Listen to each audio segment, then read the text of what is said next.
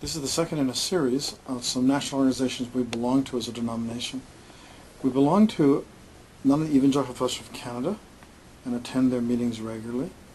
But we also belong to and occasionally attend the Canadian Council of Churches. Canadian Council of Churches represent 23 denominations. They represent 7 groups and denominations that belong to both the Evangelical Fellowship of Canada and the Canadian Council of Churches. I insisted that those churches meet once a year with Karen Hamilton, the General Secretary of the Canadian Council of Churches, and also with Bruce Clemenger, President of the Evangelical Fellowship of Canada.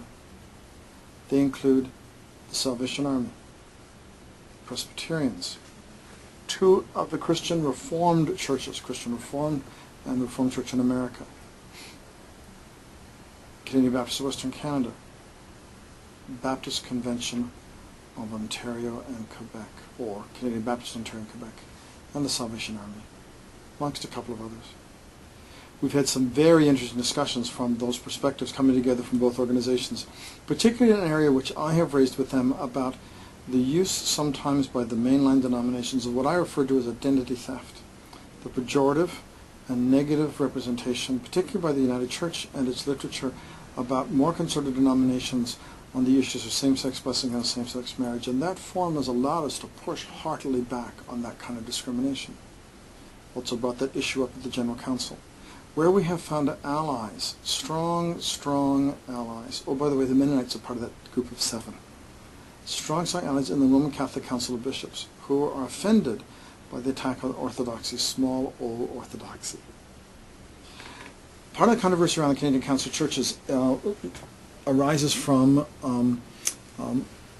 some issues around social policy and ethics enunciated by the United Church, and about 1/3 of Anglican dioceses, plus the Quakers. In terms of attending majority in Canada, this represents a very small group of people who would never be part or want to be part of the Canadian Council of Churches unless the Roman Catholics, being 17.5 million, plus those evangelical denominations which I've just mentioned, were also part. And where we're able to rejig and reassess on a regular basis the value of that. One of the main reasons, and with this part I'll end our particular talk, one of the main reasons we've been involved in this is that we were deeply concerned that the Canadian Council of Churches said that it represented 85% of all Canadian Christians, and therefore they seemed to speak for them. They implied that. I was vexed considerably, that's the most neutral word I can use on a videotape, that we would hear ourselves represented by other people in which we were not present at the table. So that's number one. We weren't present at the table, but we were supposedly being represented by these people. Second of all, governments only take, and other agencies only take, the broadest group that engaged in a conversation. And so therefore, unfortunately, in the G20 it was multi-faith. When it comes to Canadian Council of Churches, EFC has also joined them as being co-collaboratists, or collaborationists, or however you want to phrase it properly, in terms of presenting and meeting and changing and influencing governments and public policy. So the second reason, first reason is I want to be at the table if we were going to be represented. The second reason is that there is been a necessity to look at EFC as often a group of parachurch groups and not church groups. It was important to be associated with church groups.